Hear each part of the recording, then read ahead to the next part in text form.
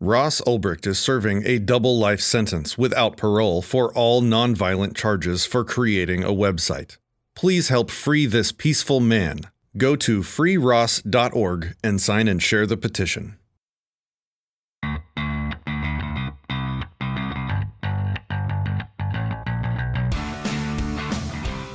Hello, everyone. Welcome to the Dissecting Liberty podcast. I'm joined, as always, by my co-host, Cotton Arcus. Howdy. And today we have special guest, the Statist Quo, Matt from the Statist Quo. What's going on, fellas? And today we're going to be talking about the French Resistance, and we're going to talk about specifically how they were effective as a decentralized kind of guerrilla fighting force, and what happened when they did try to centralize, and we'll also go into some of the myths regarding the French Resistance.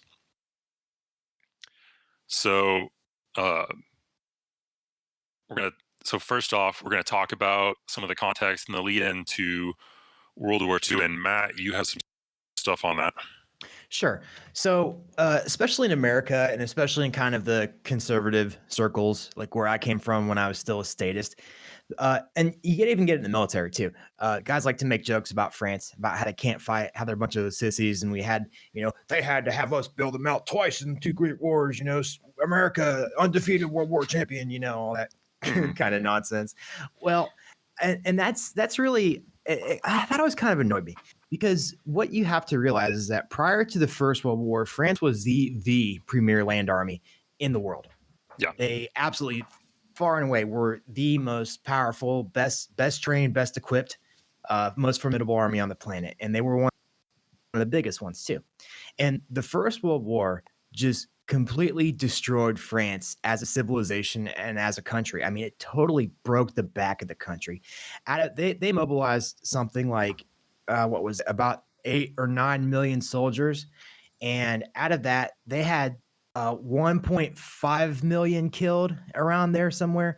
So, I mean, that's like a 15-20% death rate for soldiers. And that's, of course, for every one killed, usually there's 3, 4, 5 wounded. So just an entire generation of men were essentially just torn to pieces. And it's like that old Dropkick Murphy song, The Greed Fields of France. There's that one line in it where he says a whole generation was butchered and damned. Yeah. And that's really what happened. I mean, there were monumental changes in France, like as a civilization, as a society, because of the First World War. And keep in mind too, the First World War was fought on French soil for almost the entirety of the war. Verdun, the Meuse-Argonne, like all these different wars, all these different battles we know today, they were almost all on French land. The Somme, that's another one too, which was the biggest casualty rate up until the Battle of the Bulge, I think, or something like that. It might be, and then also Passchendaele, that's another one too. So anyway, The point here is that they had this massive, bloodletting. They had a huge drop in the birth rate after the war. And these two things led to, number one, there was massive war fatigue, collective post-traumatic stress people were suffering under as a society. I mean, massive levels. And not to mention the fact that the war destroyed the economy of France and the land itself. I mean, you can go today to World War I battlefields in France. There's still zones you can't go because there's still UXO there. Like there's still unexploded artillery shells, 100 some years later. That's crazy. Yeah. So this is the France that you got prior to the Second World War, just a completely demoralized country. And there was this kind of sensibility among men that had fought in the First World War that they were kind of wary of getting into a fight. I mean, almost all the powers in the Second World War, the political leadership was comprised of at least some World War I veterans who were really hesitant to start another war because they knew exactly what it was. So anyway, that's why we got the France that we got in the Second World War. It wasn't like they just were a bunch of sissies that couldn't fight. No, they had their entire civilization rocked to its foundation. Yeah, for sure. And when we talk about the French losing the Battle of France, a lot of people, they talk about how the Maginot Line was a stupid idea. Mhm. And granted, it was in a way, but it was not quite as stupid as we're led to believe nowadays.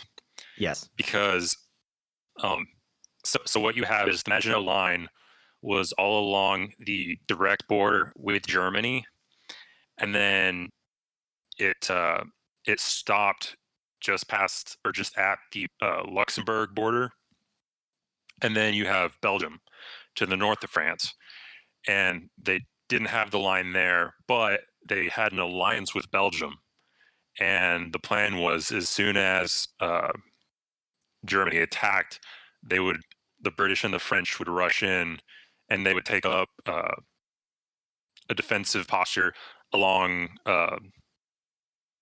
this river, and they'd be able to hold the Germans off of there instead of having them make their way into um, the French territory.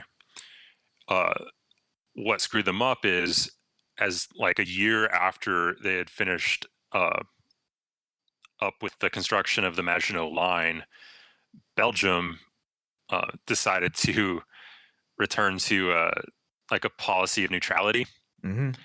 uh, mostly because the German army had marched into the Rhineland, which after World War I was a demilitarized zone, and the Allies, British, Great Britain, and France, really did nothing about it because, as we know, they were not excited about getting into another conflict with Germany. So they were trying to kind of pacify and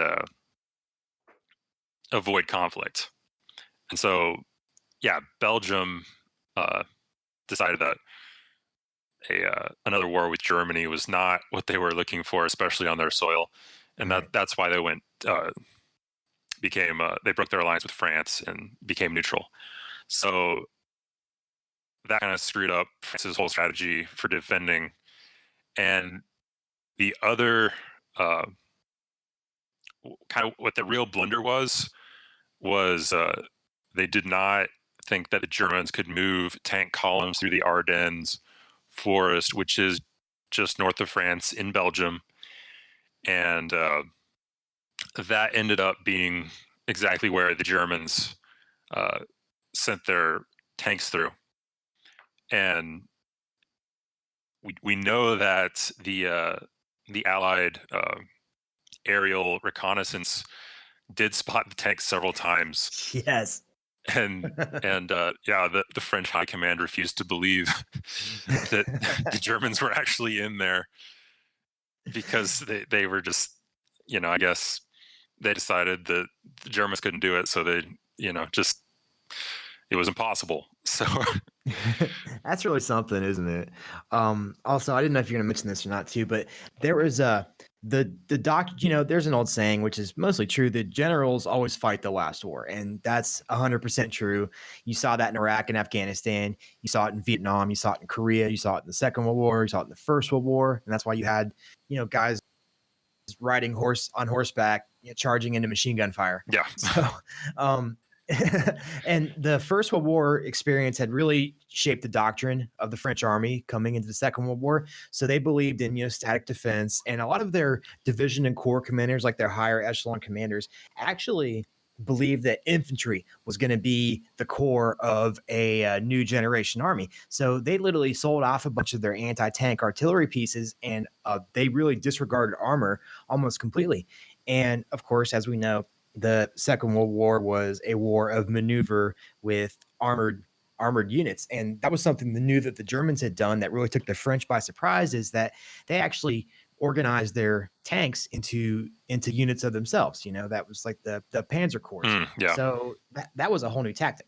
But anyway, Yeah, and the British, like all throughout the war, they never got away from that doctrine of the tanks being part of or always being accompanied by infantry. yeah, combined arms, which Yeah, I'm sure, as combined arms maneuvers are next to impossible to pull off. right. So as soon as Germany started invading Belgium and the Netherlands and Luxembourg, France and the bulk of the British Expeditionary Force rushed into Belgium. But what ended up happening is that the gap in their line really at the Ardennes enabled the Germans to rush tanks through across a river and get into the rear of all these units that had rushed into Belgium, which made up the bulk of France's, at least the bulk of their modernized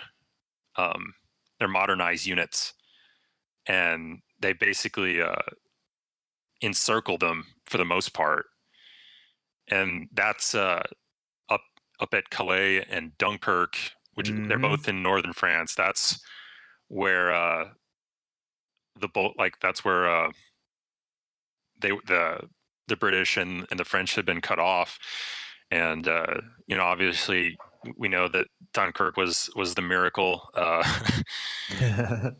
Unless you want to get into conspiracy theories that Hitler allowed them to escape, right? But yeah, man, the bankers got to get their money. That's right. Oh, I've never heard that before. Ooh. Oh yeah, Uh-oh. yeah.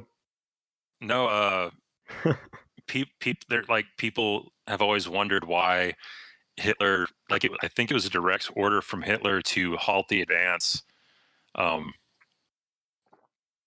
before they could reach Dunkirk. Well, I mean, couldn't you make a plausible non-conspiracy argument that Hitler eventually wanted an alliance with Britain? Or he at least wanted them to stay out of the war, for sure. Yeah. And, one thing I think that's also interesting, too, is that a lot of Hitler's remilitarization, some of it was funded by U.S. banks. And, of course, Hitler had his admirers in the United States. Most of us know about people like Henry Ford and J.P. Morgan Chase. Or Prescott Bush. Yes, exactly. Prescott Bush. And also who I think it was John Foster Dulles, too. Nazi-loving. but yeah, I don't know. It is a wonder though, because the French had not they didn't show up to the game for most of this war, but somehow they dug in and they were able to fend the Germans off long enough to evacuate, which was really whatever happened, of course the Germans should have been able to crush and won the war right there, but for whatever reason they didn't. The French held them off, which was really no matter what happened, that was an absolutely valiant defense of Dunkirk, man. It really is something. But yeah, who knows? Yeah. So anyway, after France had mostly been defeated, they had about half of the divisions that they had at the beginning. And so they tried to organize another defensive line, but obviously it just at that point the war was lost for them. And even Great Britain, everyone kind of assumed that they were about to, despite the fact that they were able to evacuate at Dunkirk, most people assumed that they were about to at least sign a treaty with Germany. And at that point, the president, I believe, of France, he resigned, and Marshal Pétain, the hero from World War I, he took over, and he started feeling out for an armistice with Germany.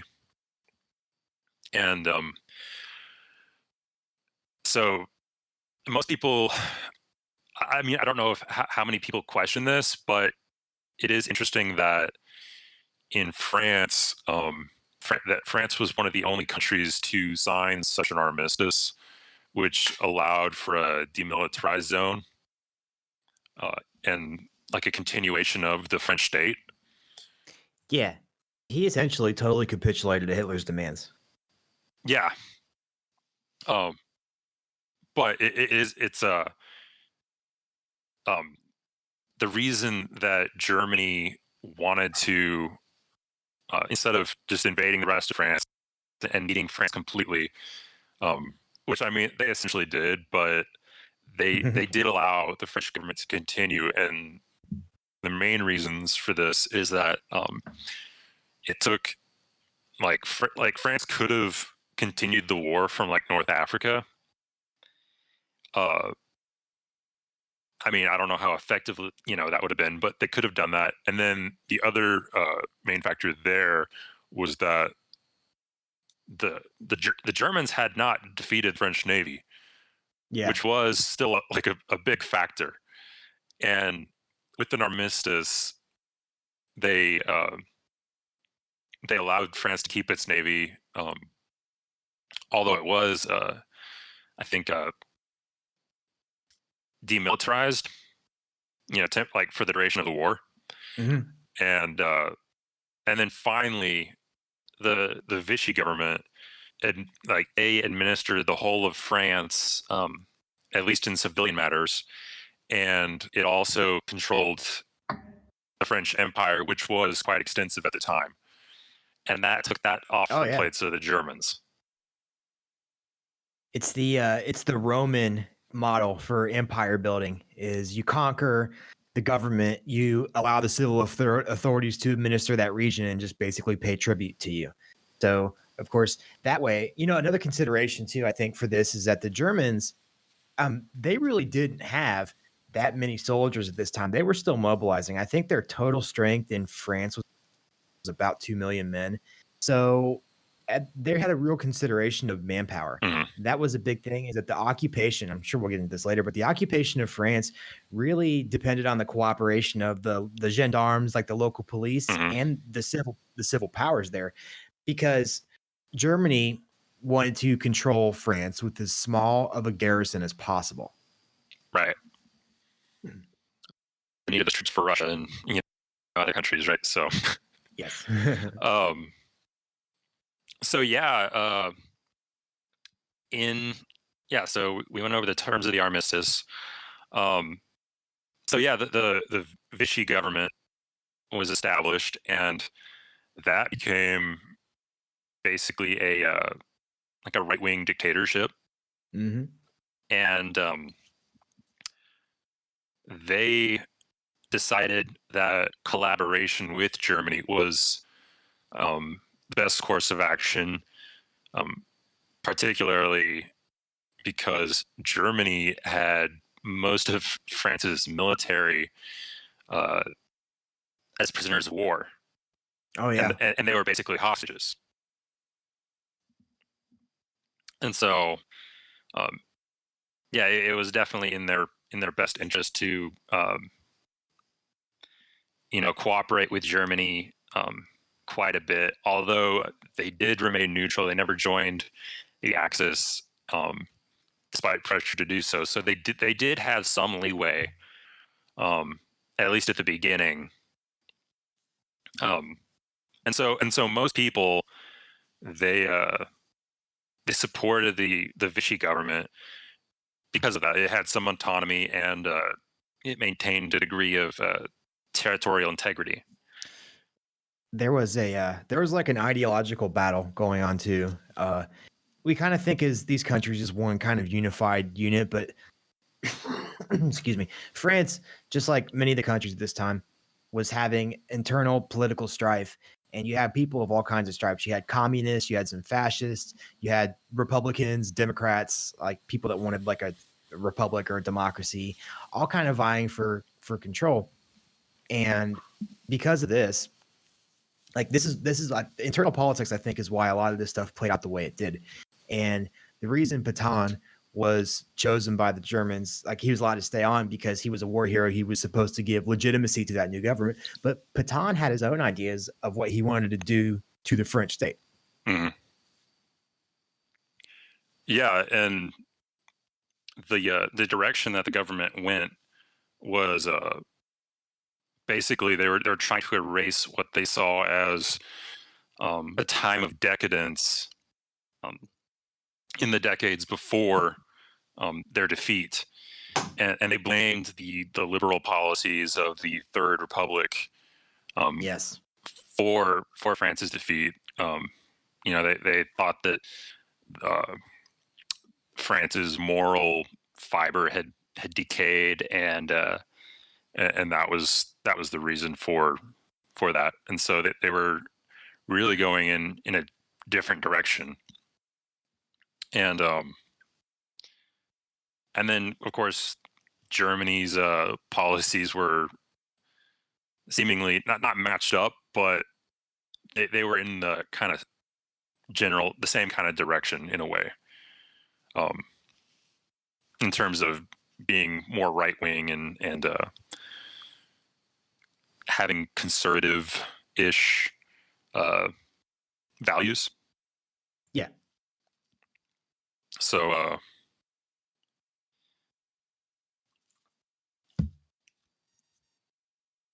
next, we'll talk about kind of how the resistance got started, because at first people were just shocked that the Germans had taken over so quickly. Yeah.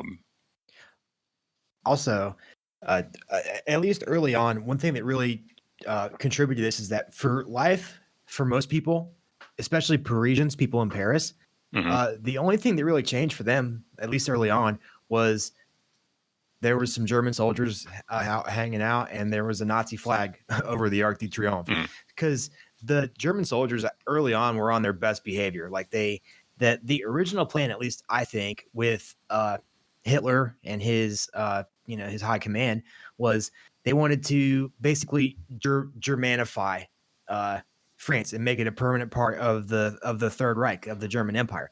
So they essentially, it was really interesting. If you go back and look, like early on, you'll see their main kind of tool they were using was persuasion. So they would have propaganda pieces in all these newspapers, and they would essentially just praise France, praise their culture, praise their women, say that how beautiful their art was, all these things. And they started to say that, well, really the French and the Germans have a lot in common, and they're really one people, and the cultures complement each other. So at first, I can see why people, at least for the most part, besides what we mentioned in the beginning about just the war fatigue, the generational destruction, on top of that, I mean, really, for most people, not much changed early on. Yeah. And so most people, they just kind of went along to get along. And especially like women, Yes. they did a lot of collaborating, I guess, with Germans.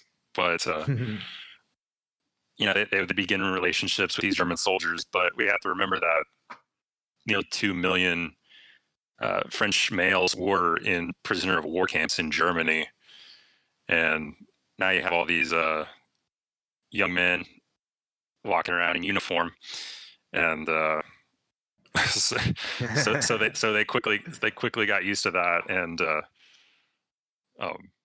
things went from there, right? Yeah.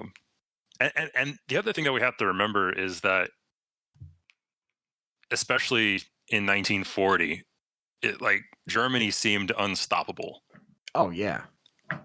They had destroyed. They defeated France and Great Britain in like 6 weeks. They had smashed Poland. They had taken over Austria. They had Norway, Denmark, and so it seemed like this was going to be the new Normal. The new normal, yeah. Mm-hmm. And most people were they thought, well, this is kind of hopeless, so let's see how this goes, right? Yeah. What's interesting too is that there was for the longest time, people thought the Vichy regime, at least like the government, they thought that they acted out of self-preservation eventually. They collaborated with the Nazis because they had to, under penalty of death. And they thought, well, at least if I'm here, I can stop any worse things from happening.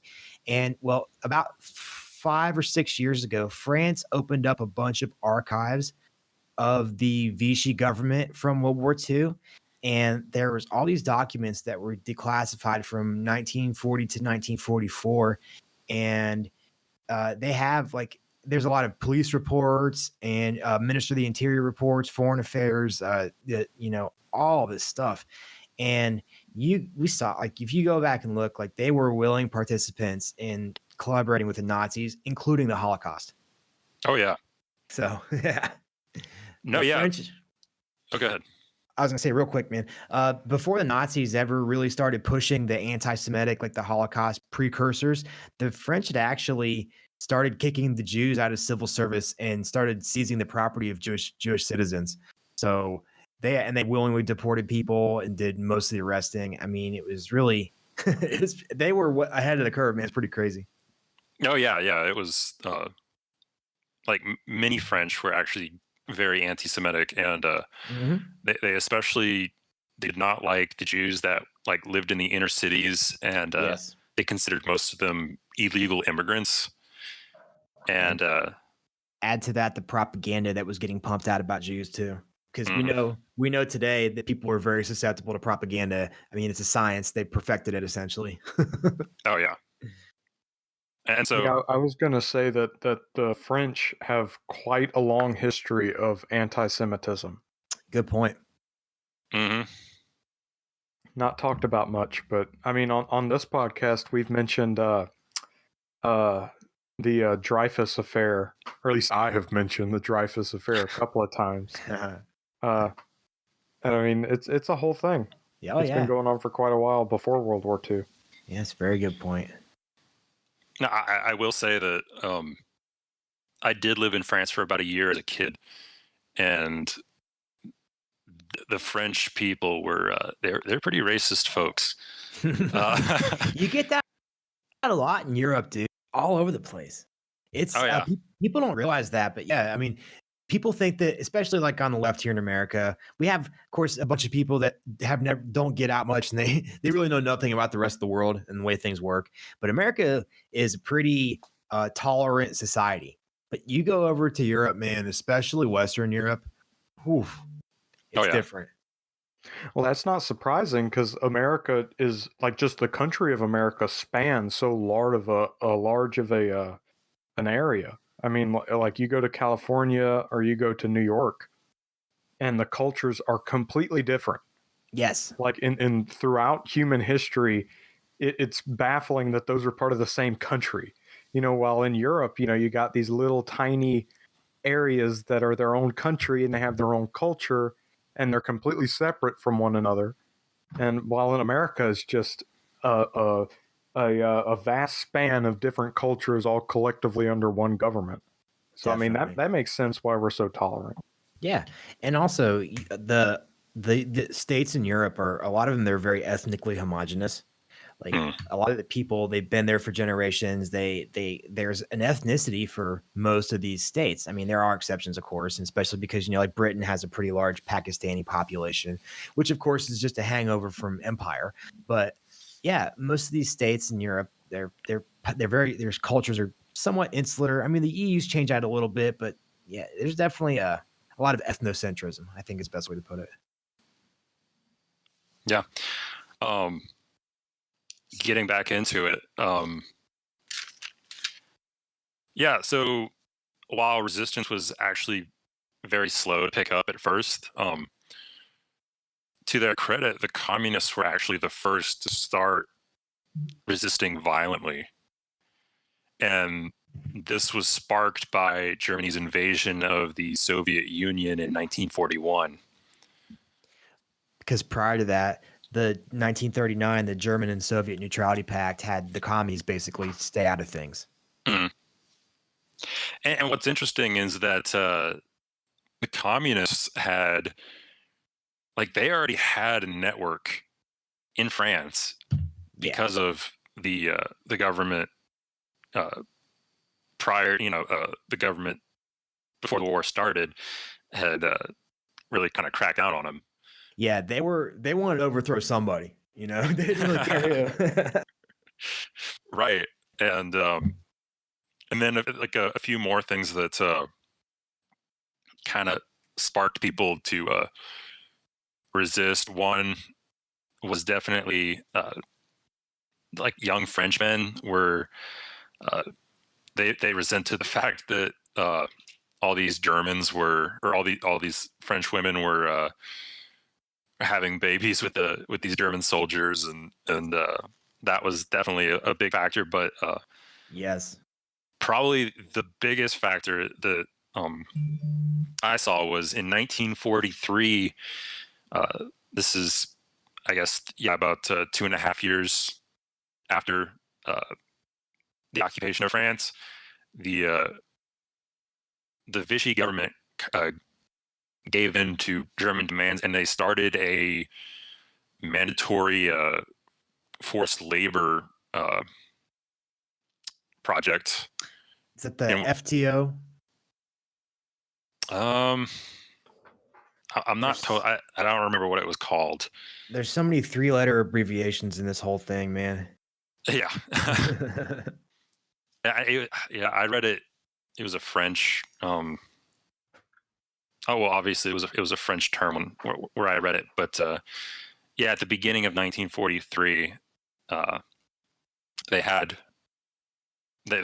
passed a law mandating that young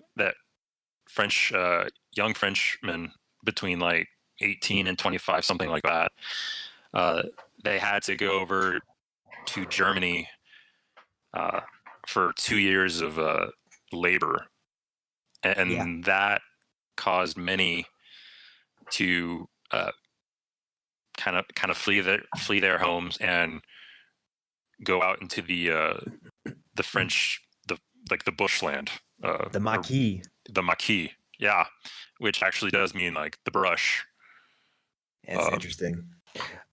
If I could add in real quick here too. Also, part of the reason that resistance took a while to form up, number one, the complete lack of military age men who were usually the ones doing the resisting, because number one, so many of them had died in the First World War and become infertile because of exposure to poison gas and things like that. But also the Germans, when they had invaded, they actually, in addition to taking almost 2 million soldiers prisoner, they also had continually rounded up military age men whenever they had a reason and shipped them off to forced labor camps before this kind of workers draft started.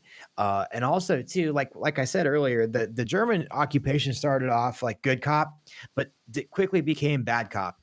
And the Abwehr, which is German military intelligence, they started moving into France and setting up between 1940 and 1941. And also the Gestapo had set up shop and had really started forming intelligence networks, collecting intelligence, keeping an eye on people. And also the French had their own, the Vichy French, like the French government had their own group of basically secret police, which was called the milice. Mm-hmm. And of course there was also they had their own brown shirts too. There was like fascists there too, which kind of supported the government, but basically just didn't support the communists and hated them and always tried to kill them. Because one thing that's going on with the French resistance, people think of the French resistance. Well, there's no such thing. There's all these different splinter groups, and most of them form along ideological lines. There was communists, and then there was different kinds of communists. There was Marxists and Leninists and Stalinists and Trotskyites, and then there were socialists, and there was all these different kinds of socialists. And of course, if you've ever been around communists for any length of time, you know that they hate any other communist that doesn't believe exactly what they do. Like, they're the most ideologically intolerant people. So even the communists would fight with each other. But I know I'm getting ahead of myself here. So anyway, what I'm trying to get at is that the repression started pretty quickly in France, and the heavier handed the Germans got, the more people started to want to resist the Germans, at least passively, because it's just like, I mean, we know this from counterinsurgency. Like, it's like picking up sand. The more you tighten your fist, the more sand slips through your fingers. So it's the same thing here. And I mean, Heinrich Himmler made a priority of keeping France down. So he sent some of his best SS troops into France and to not only, of course, police the citizenry, but also they had ideological objectives too. They wanted to Germanify France, and the forced cultural change also caused a lot of people to resent the Germans. Oh yeah, for sure. And another thing that the Germans did was they encouraged basically tattletales. Yes, they encouraged the Karens of. Yeah, I was about to say, damn it, I was about to say Karens. You mean Karen? Yeah, they would encourage the French to turn each other in for suspected resistance activity, and unfortunately, it seemed like a lot of Frenchmen were more than happy to do this for various reasons, whether it was to curry favor with the Germans or they had a grudge against, their neighbor or whatever, and it was wild. Yeah, that's something that happened in Iraq a lot for us, man.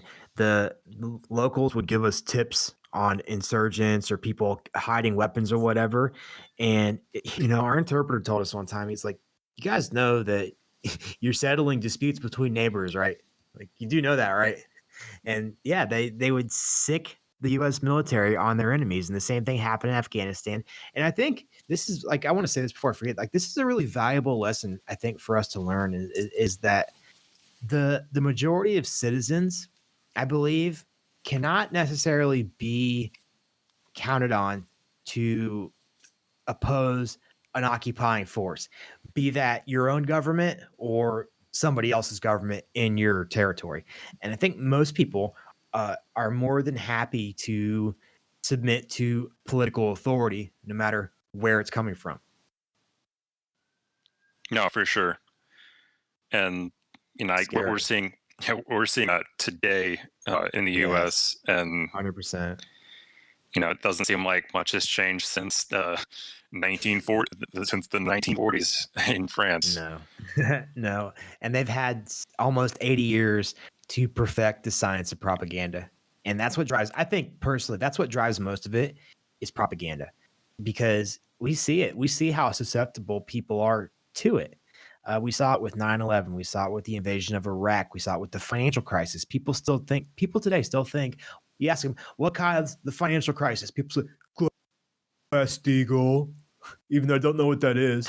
But it's amazing, man. And that's it's depressing, man. It's really what made me more sad than anything with the current goings on in America is just how people they're so controlled by fear, and it drives their actions and decision making, man. And it's like I just want to grab people and shake them and be like, they're manipulating you. Oh yeah.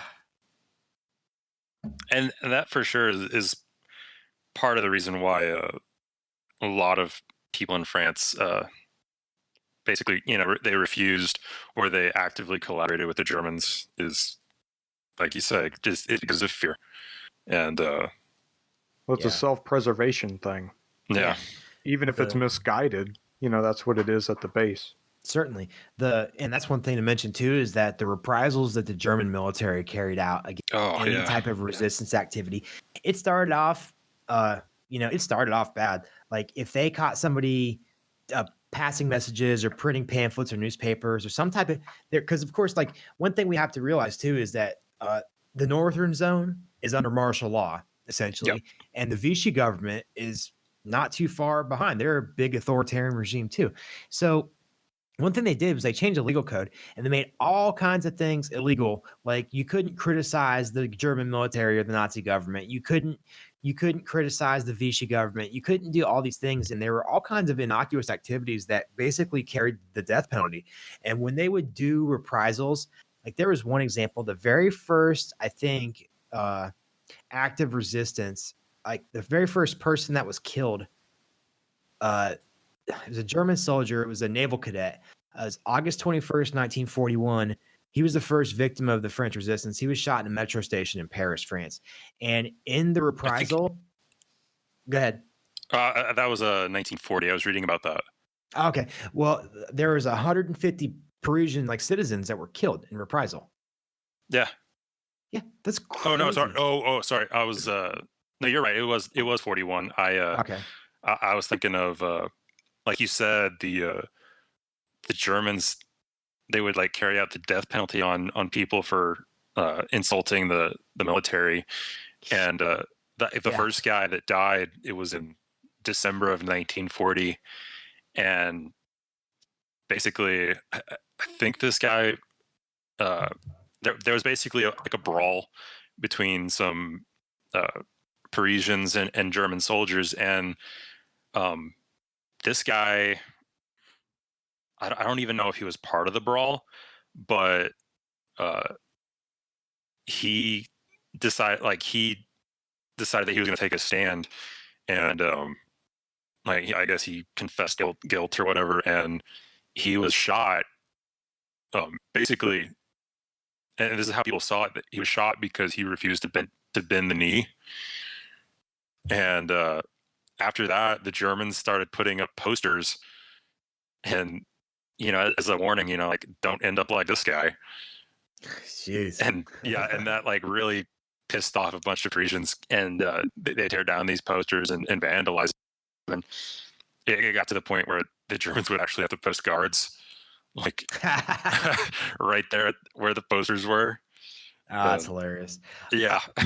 I think something we got to mention too before we get further is that part of the reason that there was very little resistance at first too is that they didn't have any guns.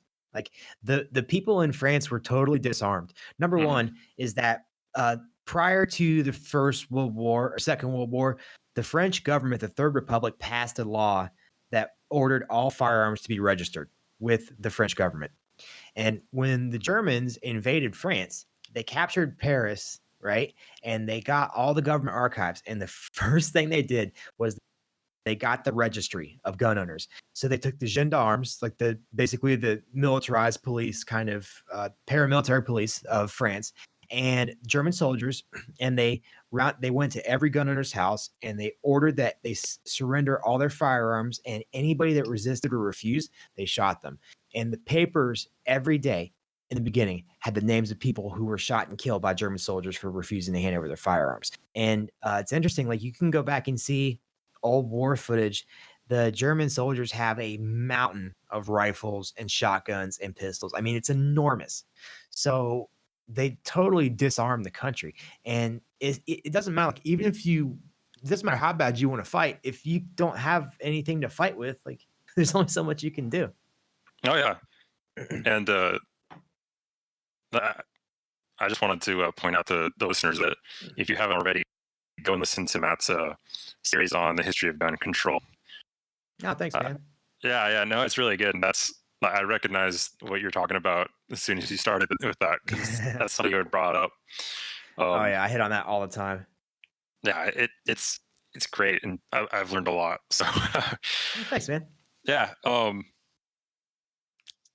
So once resistance did start, it like you said, people were disarmed really early on, and so mainly what they had to focus on was these underground newspapers to kind of spread, I guess, anti-propaganda and encourage resistance. Mm-hmm. And I found it interesting that the railway workers actually were the main distributors of these underground newspapers. Yeah, I thought that was cool.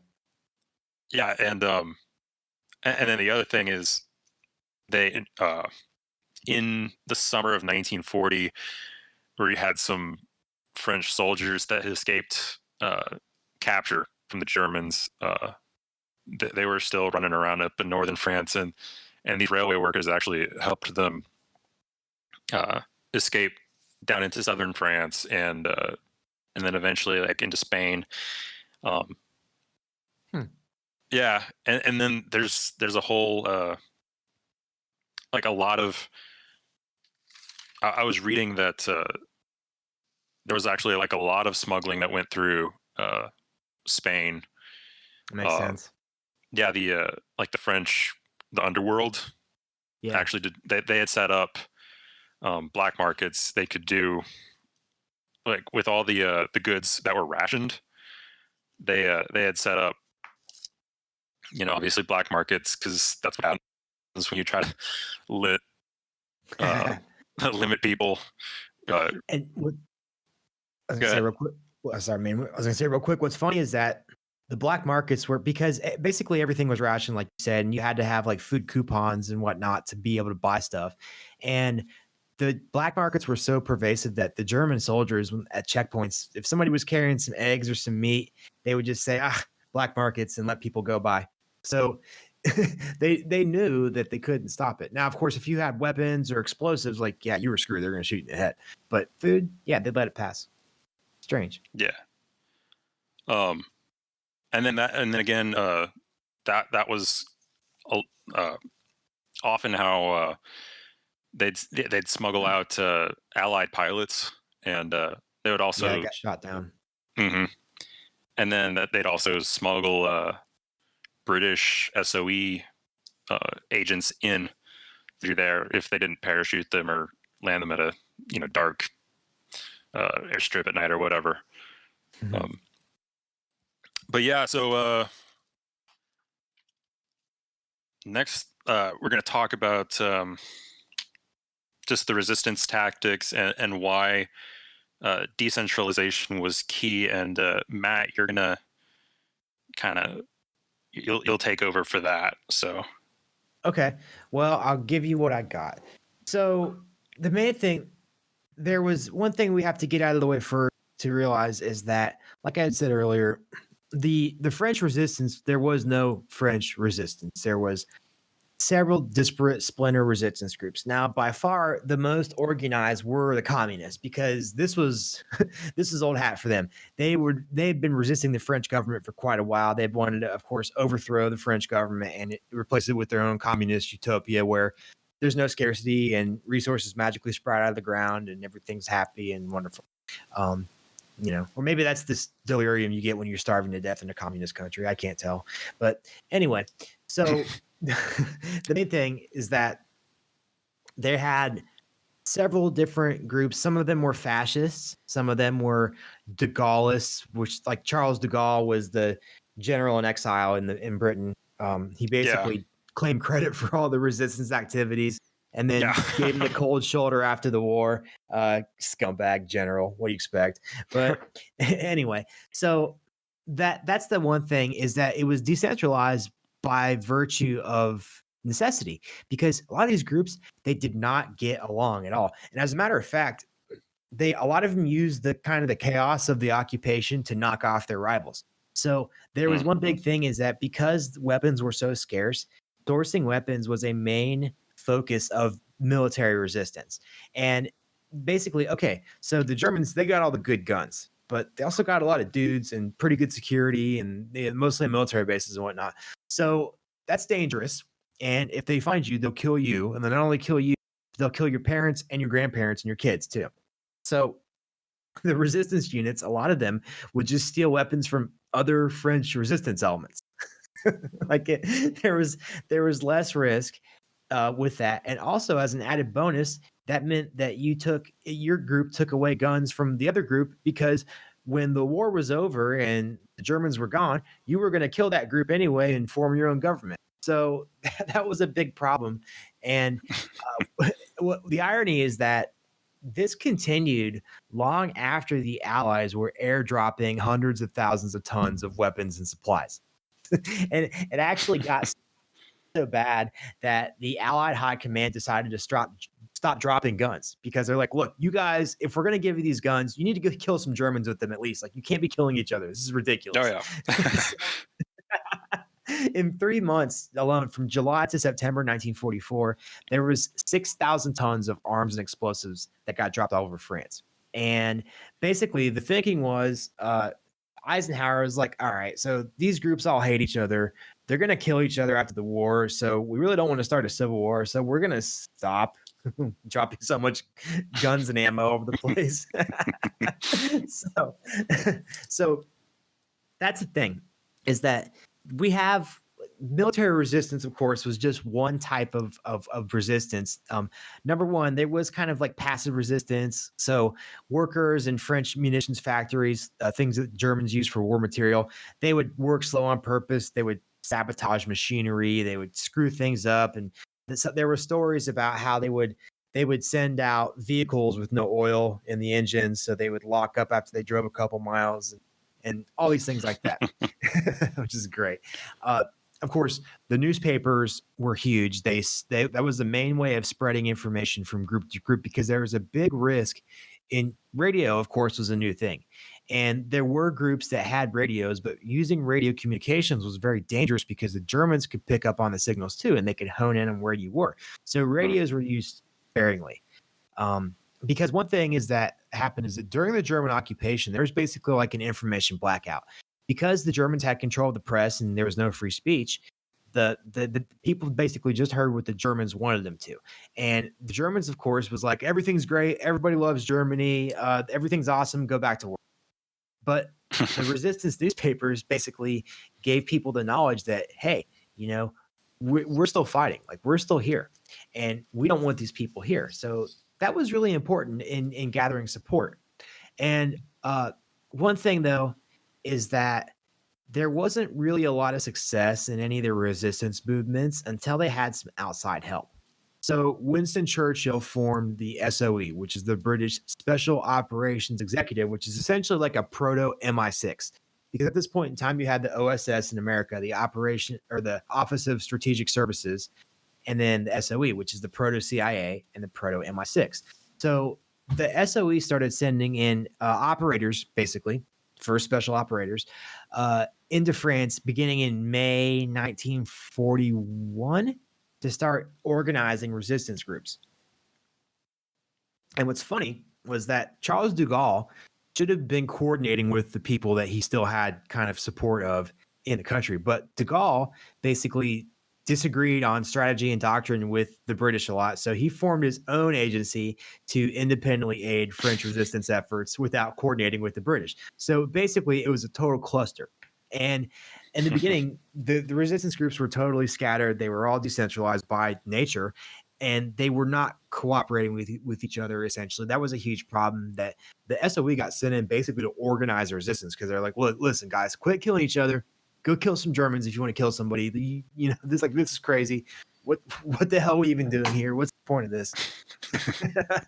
So what happened, though, is they started to actually kind of coalesce into different groups, mostly along ideological lines for the most part. But in the summer of 1941, all the different communist groups in France merged into a larger group, which I think that was the FTP.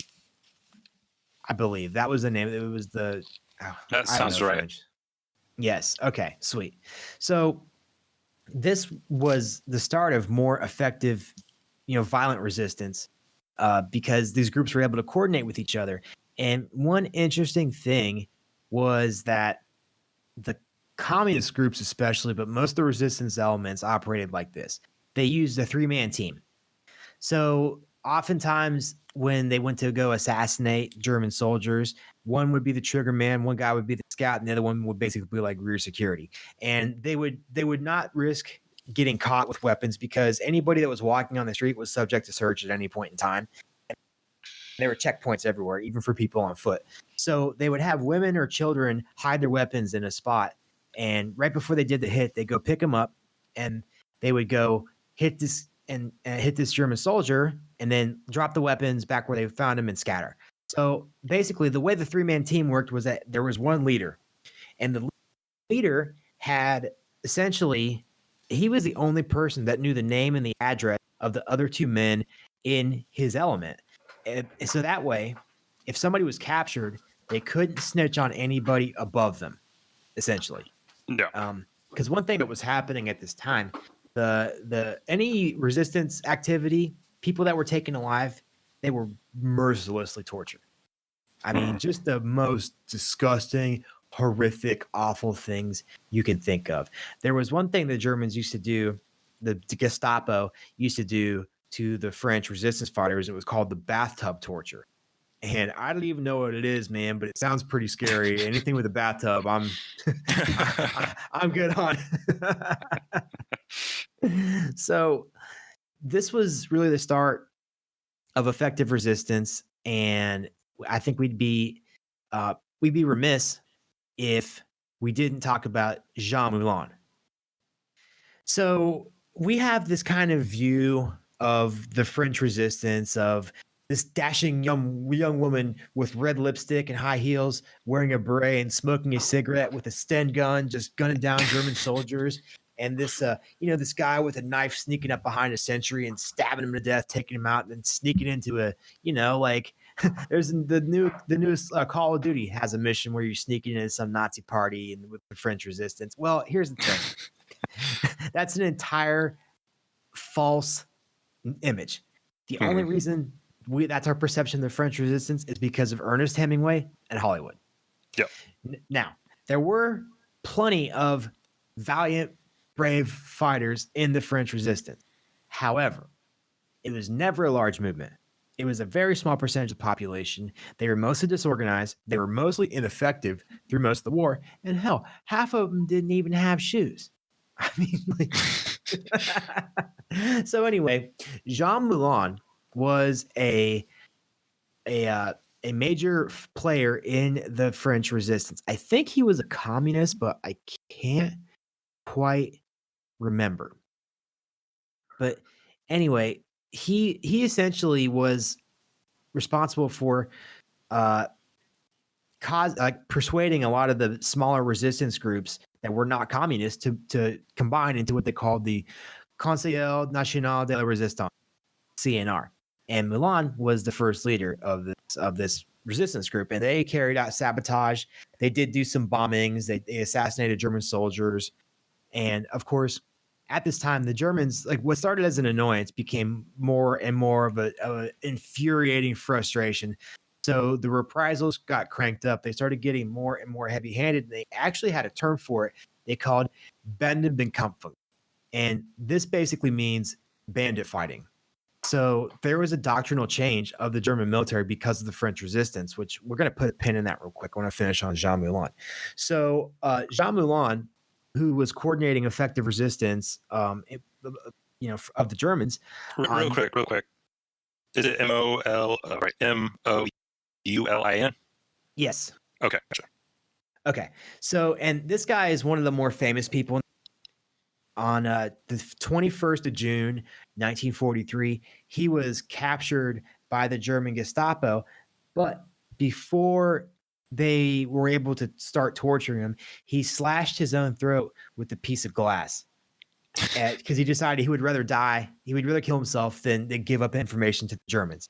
And they were like, okay, this guy is a nutcase. We're just going to release him. So they let him go for some reason, which is really strange if you think about it. Like, okay, if I'm an Abwehr commander, right, and I have somebody in a cell who is willing to slash his own throat in order to avoid talking, I'm going to think that he's got some valuable information that I need to get out of him. So I think I'm going to hang on to that guy. I'm going to go into his room with a hamburger and a pack of cigarettes, and we're going to sit down and talk. But apparently the Abwehr commander or the Gestapo commander was not thinking like that. So they let him go. And this guy, he, for the rest of his life, which was not very long, he had this enormous scar on his throat. So he always wore a scarf everywhere he went. And any picture you see of him is him wearing a beret usually and a scarf, this is where we get the iconic dashing French resistance soldier from. Because the guy was a good looking dude. I mean, no homo, but anyway, a couple months later, he was captured and killed by the Germans again. And they captured him he went to go to a safe house that was broadcasting radio transmissions, and the Germans actually picked up the signal, and that's how they staked the place out, and they waited for somebody important to come by, and sure enough, it wasn't very long until somebody did. So that's where we get this image from a lot of. But back to what was I talking about before that? Okay, so back to the military part of things. Number one. The sabotage, there's always been a bunch made out of the sabotage of the French Resistance. Most of it didn't really disrupt operations for the Germans that much. Most of it was just PR. Yeah. And essentially, it was a reminder to the Germans that, hey, we're still here. We're still fighting. Reminder to the French people that, hey, like they wanted to embolden people to act. because humans were social animals, and we tend to respond to it's monkey see, monkey do. That's basically how we're wired. So that was played a big part in recruitment. And also, I think it was in 1943, I believe, the Michelin plant, Michelin tires, which is French. There were a resistance cell destroyed 300 tons of Michelin tires at the Michelin plant. That was one of the most significant acts of sabotage in the war. So, and then of course, the other big success that was had with French sabotage was on the rail system. Like you said a minute ago, like some of the most effective resistance fighters were the railway workers. And they actually tore up so much of the French tracks that on D-Day, only about 30% of the rail system was operational. And this actually played a big part in the invasion because one of Hitler's most heavily decorated elite units, which was Das Reich, I think that was the 2nd Panzer Corps, they were in southern France. And Hitler wanted to move them up to stop the Allies from getting a beachhead. But it took them almost 3 weeks to what should have been a 3-day trip because they were just harassed constantly. They were basically had to fight their way through France. And because of this, by the time they had gotten there, the Allies had already started landing tanks and heavy armor, heavy weapons, and it was too late to stop them from getting a beachhead. So this actually was probably the most important thing the French resistance actually did versus the kind of the image that we're given. So also, we got to talk about the Maquis too. So we talked about earlier, the Maquis were men who had avoided the work draft, and they basically lived out in the woods. I mean, literally, like the guys didn't have shoes. They were always hungry. They were entirely dependent on the kindness of people in rural areas, which, of course, that's a big thing because if you got caught hiding a resistance fighter in your house, the Germans would kill your entire family. And things had gotten so bad, like as the time went more and more on, the resistance group started getting more and more organized, and also the SOE started dropping in more supplies, more weapons. The main weapons that the resistance had access to was the Sten submachine gun, which it's funny if you can go back and listen to French resistance fighters, both men and women, and they said it was good for spraying bullets, but it wasn't so good for hitting people. I mean, if you look at it, it's got a tube stock. There's no pistol grip. There's no really good way to get a good solid grip on the front of the gun. I mean, I want to shoot hold on to the magazine. Yeah, and what if you're left-handed? You're screwed. Yep. So I'd be totally screwed, man. I have to flip it upside down, and I don't even know. Yeah, but Hitler was left-handed, so. Oh, I mean, hey, man, there's actually a big thing about people who are left-handed are more likely to go to prison, which is funny considering my background. Sign of the devil, man. Oh, yeah, that's right.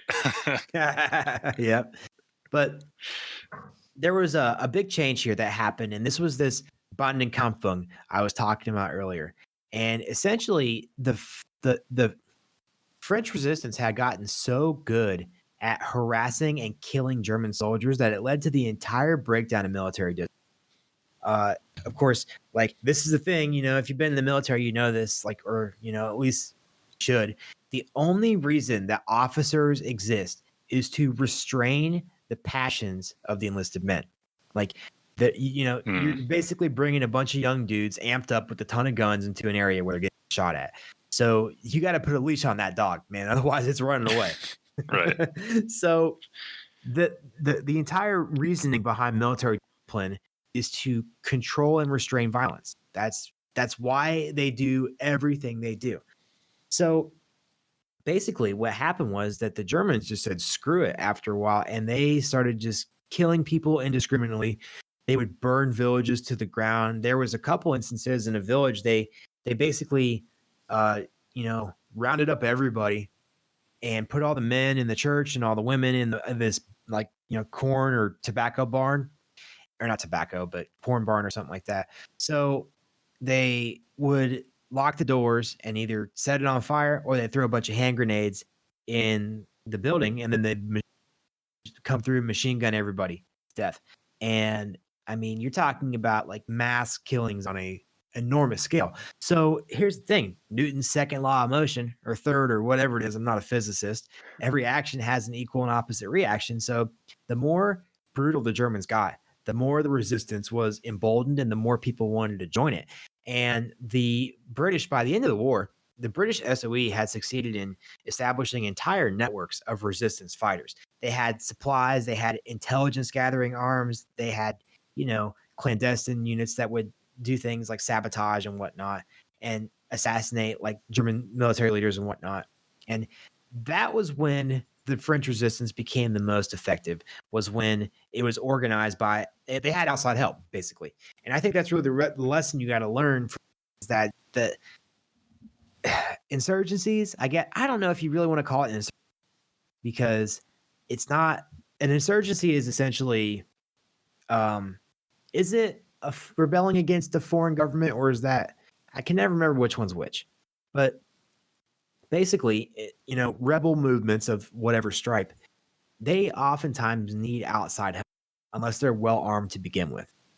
Because we have this idea, we've all heard of what do they call it? The victory pistols, the single shot pistol that they would drop, where you're supposed to take it and kill a German soldier and then take his rifle. And basically the pistol was only good for one shot. After that was broken. It was almost like a... I think it was the Liberator, right? Oh yeah, that's right. That's the original Liberator. Yes.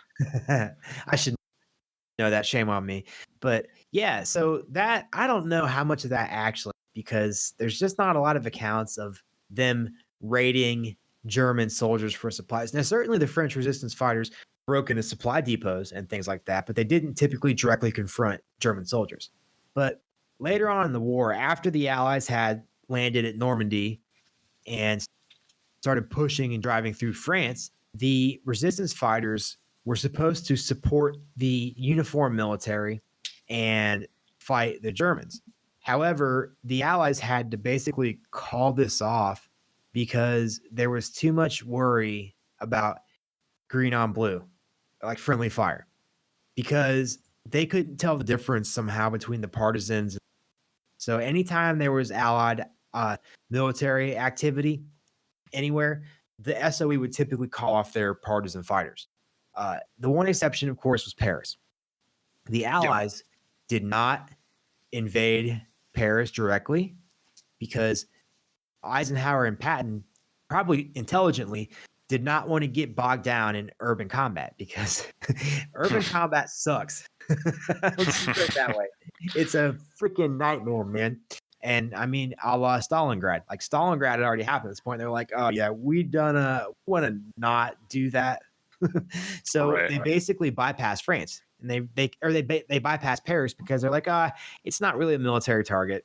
And they were right. I mean, it was a cultural and political target, but not a military. So anyway, that means that the main fighting in Paris was between partisan resistance fighters and German soldiers. And at the end of the war, 1943, 1944, it was crazy. That was actual open fighting back and forth in the streets, people dying all over the place, like, German vehicles getting blown up. I mean, that was the only real instance of what we think of as resistance fighters in our minds. It was in Paris. Yeah. And I think that's about all I have. Yeah, on Paris, it was actually interesting. Hitler ordered the city burned, I believe. Oh, really? Yeah, and the general or the commandant in charge of Paris actually refused. He did try to snuff out the French resistance that had sprung up openly, but no, they did end up defeating them. But yeah, if it weren't for the German general disobeying that order, things might have ended up differently there. Yeah, that's interesting. Yeah, and it's like, Germany, man. There's so many places that essentially just razed to the ground, like all these really beautiful architecture from hundreds and hundreds of years ago. Like Dresden, of course, is a perfect example. It was razed to the ground by Allied bombers, and there were some ancient buildings in Dresden that were made out of cobblestones and things like that. And they had all this really beautiful Germanic, like, kind of Holy Roman Empire architecture and whatnot that's just totally gone. And Yeah. it'd be a damn shame if that would have happened in Paris. Like the Arc de Triomphe and things like that, like all these, really beautiful cultural icons, like just gone. That would be a shame. So, props to the garrison commander, I guess. For sure. There was one other example. You were talking about the Michelin factory and how they managed to destroy 300,000 tons of tires? I think it was 300 tons of tires. 300 tons? Okay, yeah. That sounds right. There was another factory that produced, and I forget where it was, but there was another factory that produced trucks and vehicles for the Germans, and I think it was the British. They tried to bomb it, ended up missing it entirely, and killed like 1,000 civilians. Nice. Yeah. But so what they suck. Right. But so what they ended up doing is parachuting some SOE agents in, and I guess for the next year or so, they managed to do enough sabotage to the power grid in the area that they slowed down production there quite a bit, and it was obvious. Sorry, man, go ahead. No, it's just obviously far more effective than the botched air raid. Right. I bet they pissed off the civilians with the constant like rolling blackouts and whatnot. Yeah. But yeah, man, it's actually, that's what's kind of funny is that the Second World War is the only place where we see large scale strategic bombing on both sides. And you can see like how, I mean, heck, when I think of World War II, that's what I think of a lot is B-29s, B-25s, B-24s, things like that. And they had to drop hundreds of thousands of tons of bombs to hit one target. Mm-hmm. Crazy. So really the only way it was actually effective, they just indiscriminately bombed an entire area. They did it, and there was tons of instances of them bombing military targets in France and missing and killing civilians. I don't know the entire count off the top of my head. I'm actually going to look it up here in a second, but I mean, you're talking about millions of civilian casualties. Oh yeah, and there was one instance where the Allies tried to bomb a German town and ended up bombing a Swiss town. Oh yeah, what was that place called? Hang on 1 second. Yeah, I don't remember, but I believe it was Great Britain they ended up paying the Swiss after the war for the. Well, we just don't talk about that. We just don't talk about that part. Right. Yeah, like I was watching a short aside. I was watching The Irishman recently, and they talk very briefly. They mention like Allied atrocities, and no one ever talks about it. No. Oh yeah. Like the Germans are the evil ones, and they're the only one that did anything evil. You know, the Allies, and by that I mean the Americans, because we're talking about Hollywood. They never did anything reprehensible at all, ever. Yeah, dude, that's really something. And you know what's funny about? Well, funny in a twisted, sick way, because I have no soul and I'm dead inside. I'm a disgusting individual, so my system is screwed up. But there's one thing that did happen after the war when the Americans occupied Germany. There was mass rapes of German civilians, like females, and there's an entire generation by American GIs, and there's an entire generation of rape babies in Germany that have American fathers. So yeah, that of course never gets mentioned when we're talking about the greatest generation that was apparently not only great at war but great at raping too. But that town you were talking about is Schaffhausen, and it was actually the Americans too that bombed it. And they did 371 bombs and killed about 60 people, destroyed about 500 homes, and essentially totally ruined the city. And I don't know. But anyway, yeah, dude, like, and especially even if you talk about the war in the Pacific, I mean, that's some for real savagery. Oh Like one of man, my yeah. one of my great uncles was a Marine in that war, and some of the things that he said at the end of his life, man, I mean, I almost like I understand it like completely. Just the fighting on the islands between the Marines and the Japanese soldiers was just kind of like brutality on a scale that most people can't imagine. And that's how it was back and forth. And the thing is that violence always begets violence.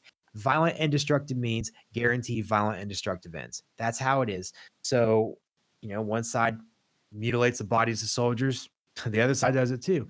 One side's got taking in prisoners attitude, the other side does it too. One side, is hanging on a hand grenade trying to surrender. I mean, it's back and forth, man. But somehow, when we talk about the Pacific War, we talk about Iwo Jima and the Marines raising the flag, American flag, the iconic picture we all know, but we don't ever talk about the dark side of these. I mean, war is systematized, organized savagery. That's all it is. And for some reason, of course, when we talk about war, that tends to get downplayed, which drives me absolutely bonkers. I hate watching any war related thing from Hollywood, man. It drives me nuts. I want to mention one thing, and then we can get back into it. And y'all can disagree with me, and I'm more than willing to have my mind changed.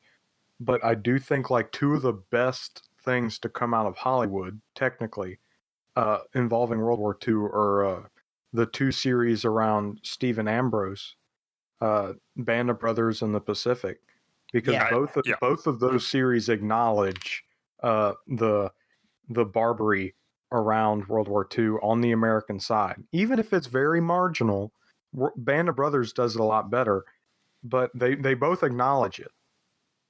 Yeah, specifically the Pacific, yeah. Yeah. Yeah, I think that's one of the more honest takes, and something I appreciate a lot more than a lot of definitely. Have you guys seen 1917? Yep. Yeah, I did, yeah. That's probably the best war movie I've seen. Yeah. No, that was fantastic. Yeah. Another good one too, if you're ever looking for Siege of Firebase Gloria. As far as like quote unquote realism goes, it's one of the better ones I've seen. It's set in Vietnam. It's based on a true story, but that's probably one of my most favorite. Jeez, I'm having trouble here, guys. My most favorite. There it is. One. We got you. All right, cool. Moving on. I'll have to look that one up. I have not watched that one. It's old. It was made in the. But it's good. Cool. So I want to talk about two more things. The last thing that I want to get to is a little bit more about kind of the propaganda surrounding the French Resistance post-war. Yes. But before that, I wanted to get into the Battle of Vercours. Ooh, yeah. And some context to that. So the Allies landed in Normandy on June 6th, 1944, and then I think it was August 15th. In Operation Dragoon, they landed in southern France, and it's kind of wild that hardly anyone knows about that. But so they landed in southern France like 2 months later, and just like nobody hardly knows about the invasion of too, But sorry, can you repeat that one? It's almost like the way that hardly anybody knows about the invasion of Sicily. Oh yeah, and the Battle of Kasserine Pass and things like that. Like that's hardly known too. It's really weird that so much focus is on just D-Day. But anyway, Sorry, go ahead. No, so anyway, these the Maquis groups in southern France, which is mainly where these Maquis groups were based, they rose up on this Oh, what was it called? It was Plateau. the Plateau du Vercors or whatever. It's been a minute because I researched this like 2 weeks ago. Yeah, the Massif du Vercors thing is what's called. Yeah, the Mastiff. Yeah. Um, and this geographic area, it's basically just sheer cliffs on on three sides. Is it three sides? Yeah. Yeah, it's And, sorry, man. It's no, a go ahead. it's a good defensive position to dig in Yeah. if you have something to dig in with. Like if they would have had some heavy weapons, and they probably would have been able to hold it just at least for a while. But Mhm. of course, the other problem is that when you have sheer cliffs on three sides, like you basically backed yourself into a corner, which is kind of dumb. Yeah. So anyway, So anyway, like I think it was 7,000 of these Maquis resistance fighters. They got up there on this plateau and they declared like a free republic, and basically dared the Germans to come at them. and they said, okay. Yeah, and they did. Yeah, they were counting on the Allies to drop paratroopers and heavy weaponry, and they got one airdrop. And they got one dude with the bazooka. One dude with the bazooka, and in fact, I think a lot of the airdrop they couldn't even get to because of German air superiority in the area. Yeah.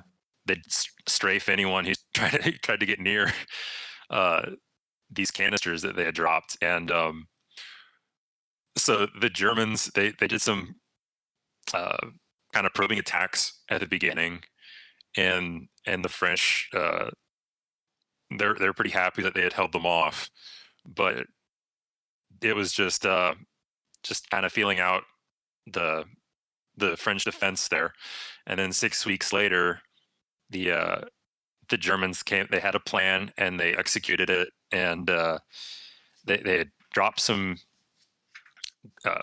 glider troops, like at the center where most of the reserves had to get through to most of the reserve units. They had to get through this one area to get to like where the fighting was, and they dropped these guys there, and they took it over, and then it really hampered movement.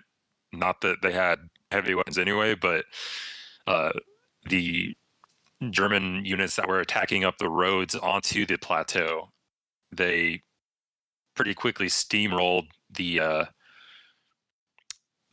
defenses, and I think at least 600-700 people died in that initial battle, and then the rest of them had to flee through the forest to the north, and then the Germans spent the next weeks basically hunting these guys down, and they would guard all the water sources.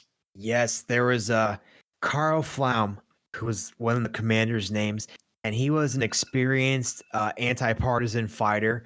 He had been shipped in specifically to fight the French resistance from Yugoslavia, which if you want to look at what if you want to look at what effective partisan warfare looks like, go to Yugoslavia. They basically kicked the Nazis out. I mean, really, it was they had such great partisan success that they eventually built a uniform military out of partisans. I mean, it's crazy. They eventually accumulated enough weapons to actually form battalions. It's nuts. But anyway, so this Karl Pflaum was an experienced anti-partisan fighter, and like you said, it was his idea to occupy and position his soldiers on the water sources because trying to drive tanks and trucks through a forest looking for one dude's like trying to find a needle in a haystack. But you got to drink, so there's only any springs or streams they have positioned soldiers along, which of course, like if you're on a stream, you're gonna have a pretty good line of sight up and down it. So yeah, that was the thing, and they caught a ton of people. Oh yeah, and it was really just kind of a lesson that was paid for in blood that lightly armed resistance fighters, that it's a mistake to mass together and try to engage a conventional military in pitched battle. Yes, if you are going to engage in a regular warfare, your only advantage is the fact that you're hard to find, you can move around quickly, and you're fast, and you can blend in the civilian population. When you start giving up those advantages, you are screwed because you're so heavily outgunned. It definitely was. I mean, it's kind of hard to tell what the commander was thinking of the the Maquis. He basically claimed that the Algerians and the Free French, like the Charles de Gaulle's government in exile, basically, they claimed that they were supposed to support him, but really the truth is that all the Allied commands that had talked to this guy were like, "Hey, look, don't do this thing. We're not going to support you." Right. So yeah, that's been a little bit of controversial ever since. And the main thing though is that this is clearly what not to do if you're fighting in irregular forces. Give up all your advantages and try to act like a conventional military. That's what really hamstrung the Confederacy too in the American, Civil War, or War between the States, or War for Southern Independence, or whatever you like to call it, is the fact that they try to fight like a conventional army. And this is a lesson we've seen learned, this is a lesson people should have learned over and over and over again in history. Exactly.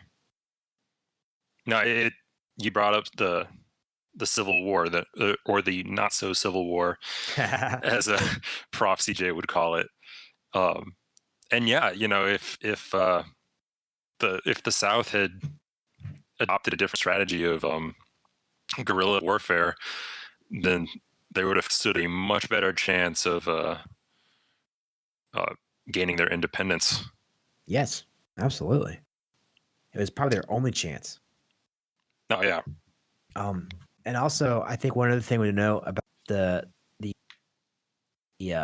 Battle of Vercors is that there has been the International Red Cross all over France at this point in time, tending to wounded people. And one thing they had done is that they actually had a couple aid stations set up around the Massif. And when the Germans started advancing, they consolidated all of their aid stations into basically a combat support hospital of sorts. Yeah. So when the Germans started advancing on the plateau, they picked up the hospital. They moved all the injured soldiers, which they treated not only civilians and Maquisards, I think they were called, the resistance fighters. They also treated German soldiers too. And they picked up everything and moved it into a cave that was a little ways off the beaten path. And it was pretty good concealment. Like it would have been hard to find unless you were looking for it. But once you rounded this bend around this rock face, it was right there. And the Germans eventually found it. Mm-hmm. Even though this doctor and these nurses have been,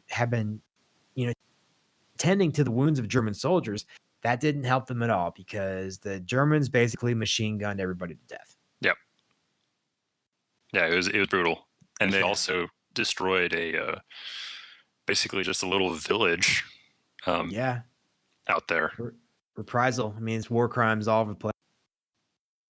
Yeah, earlier we were talking about assassinations in France, and I was reading that it was pretty standard German policy that if for every German soldier that was assassinated, they would kill like 50.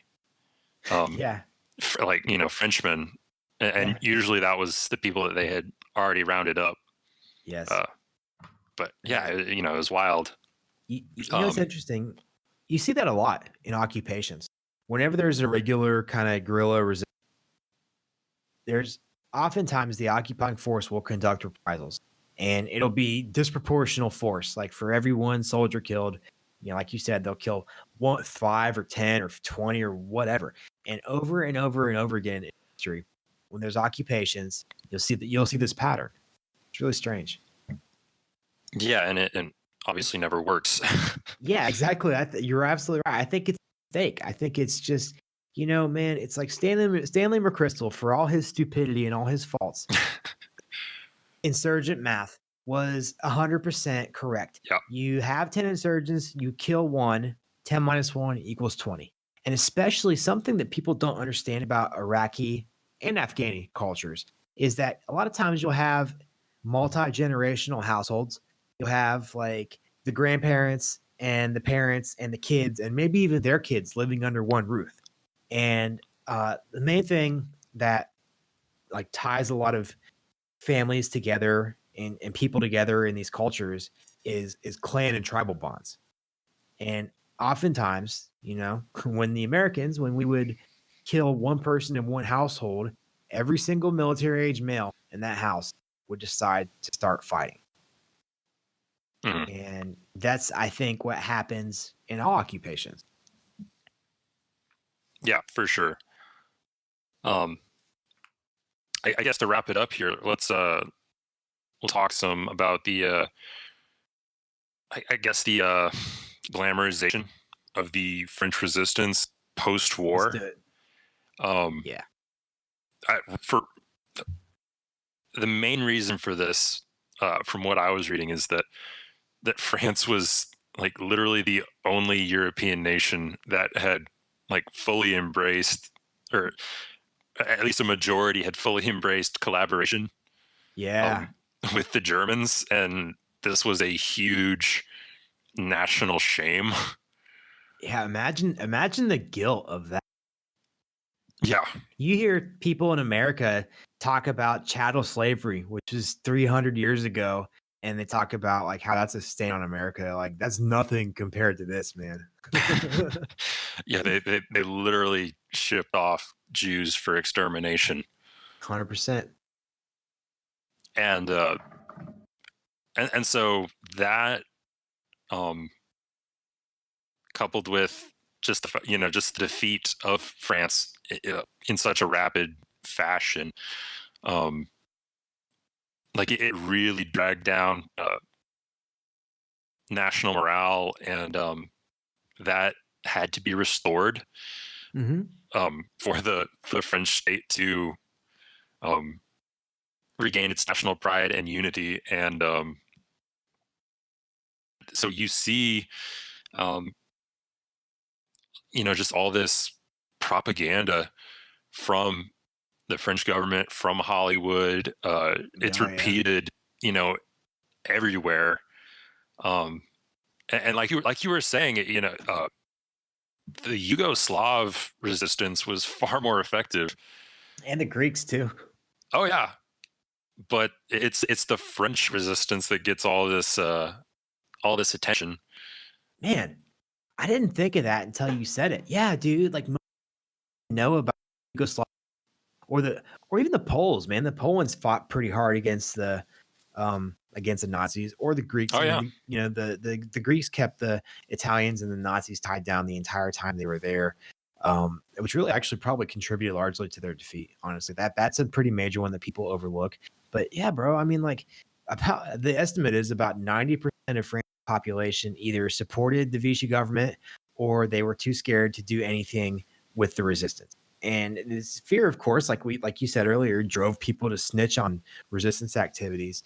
And of course, like we talked about in the very beginning, like they knocked, like the First World War knocked the fight out of France. Most soldiers didn't want to fight.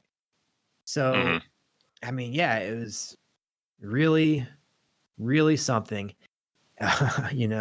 So many French men and women were just straight up collaborationists, and the people that weren't, they just wanted to kind of get on with their life. So yeah, man, I mean, it's no wonder they want to build this myth, because you have one of the most, the biggest atrocities in human history, and certainly in modern history, and you were right there along with the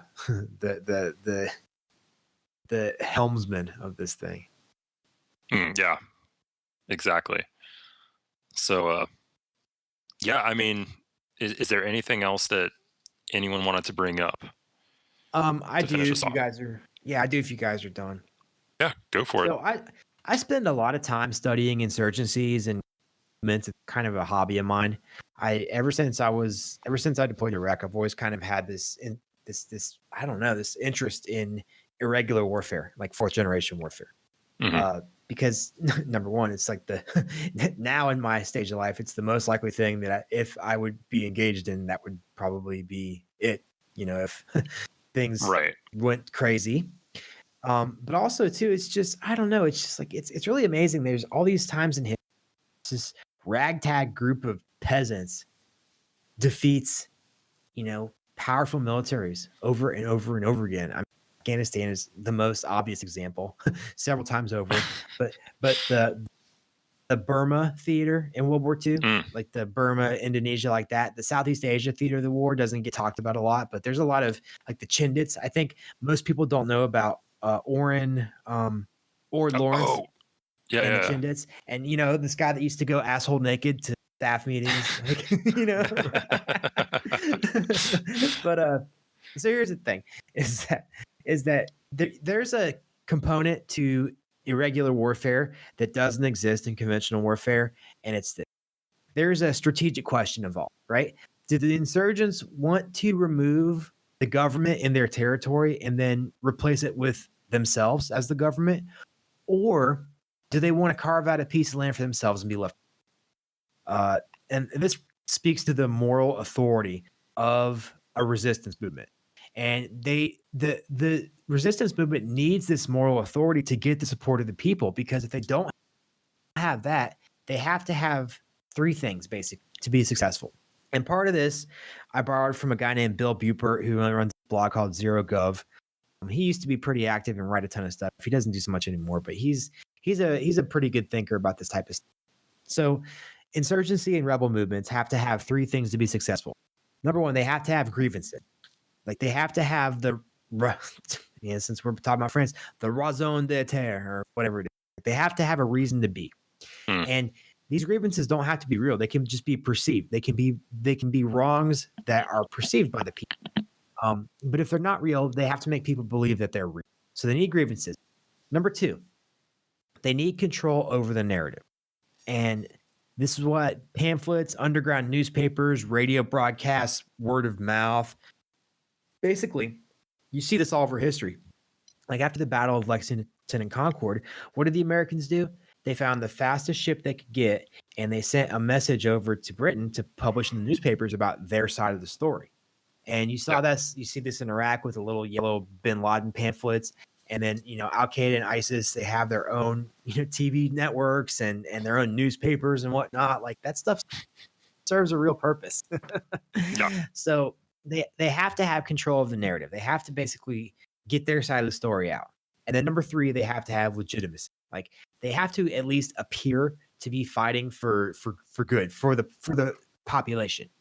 Their struggle, like they have to essentially recruit people by their actions. And if you have, like, you'll see insurgent movements that are just as brutal to the locals as they are to the occupying army. These are the ones that usually fail. Yeah. But the ones that are not so heavy-handed with the population, the ones that appear to be fighting for the local people, are the ones that are successful. And they have to basically recruit people with their actions to start pulling triggers. So that's the three things you need for an insurgency: grievances, control of the narrative, and legitimacy. And if we look at the French, the French Revolution or the French Resistance, did they have grievances? Yes. Did they have control of the narrative? No, they did not. There was too much propaganda and never words in French resistance papers circulating. So I think on this they failed. And I think that's why it wasn't more effective. Yeah, no, that's a good point. Because the problem was never, getting weapons and things like that. The problem was that there was just no people to get in the fight. And like we just talked about a second ago, like 90% of people supported the government. So if you have 10% of people that are either neutral or actively resisting, so you're talking about maybe 2 or 3% of people that were ever engaged in any type of resistance. And if you're talking about violent resistance, it's probably not even 0.5%.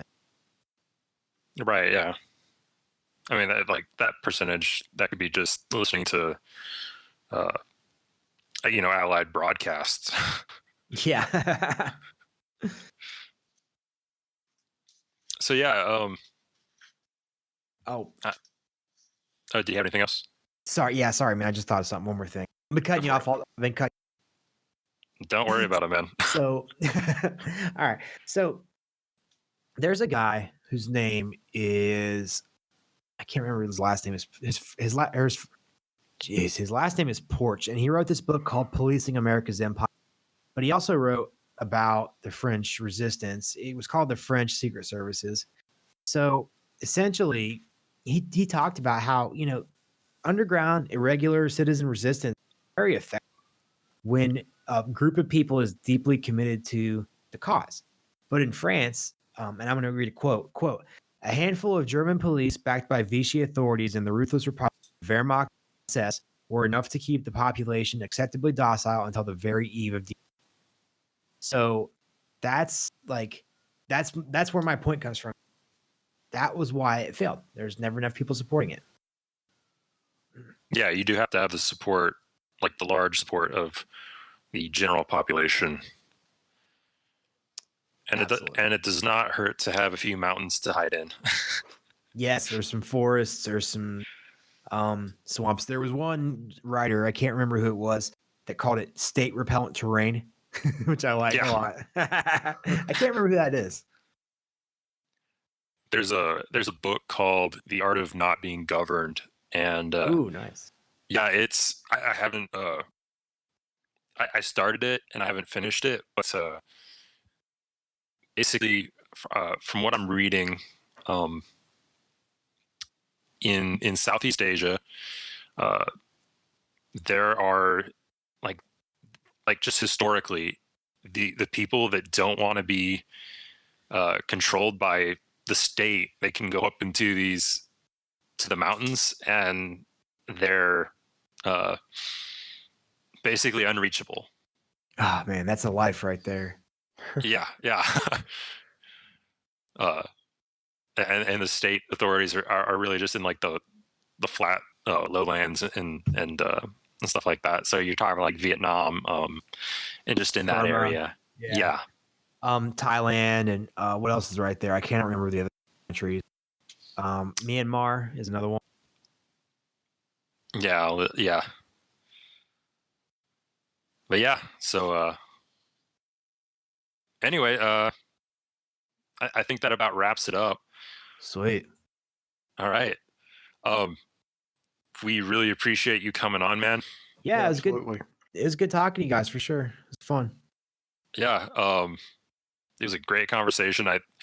We got a lot of information out there, for sure. And surprisingly, I haven't really heard a podcast going over this topic, and you're right. I'm glad that we got to it first. Definitely. So yeah, we really appreciate you coming on, and glad to do it. We hope to do it again sometime. For sure. All right. Yeah, do you want to plug your stuff real quick, Matt? Definitely. Yeah, sure, man. Thank you. So if you want to find me, my name is Matt. I'm the host of the Statist Quo podcast. You can get to me on Twitter at Statist Quo Pod, or you can go to our website. That's home base. It's thestatistquo.net. And that's where you're going to find all of our blog posts and articles me and Nick have written, who's my co-host. And also, you're going to find every single episode of the show, and all the show notes and documentation will be there too. You can find our show on all the major podcatchers. It's on Apple, it's on Stitcher, it's on Podcast Republic, it's on Podbean, I think. And if it's not on a podcatcher you want it on, shoot us an email, thestatistquo@gmail.com, and we'll get it on there. Awesome. Thanks, guys. Thank you very much. Absolutely. Signing off, I'm Liberty Zero, reminding you to zero your rifle. And I'm Cotton Archist, and I am reminding you now more than ever to pick cotton voluntarily. Thank you. Awesome. That's our third time doing that. That's great. Yeah.